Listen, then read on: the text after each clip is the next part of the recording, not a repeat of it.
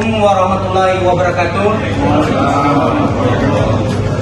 Kami Kepala Rumah Tahanan Negara Kelas 2B Banda Aceh, nama Baharudin, mengucapkan terima kasih kepada Bapak Kapolda Aceh yang telah memberikan sumbangan berupa kurma Ramadan untuk warga binaan dan juga pada seluruh pegawai hutan.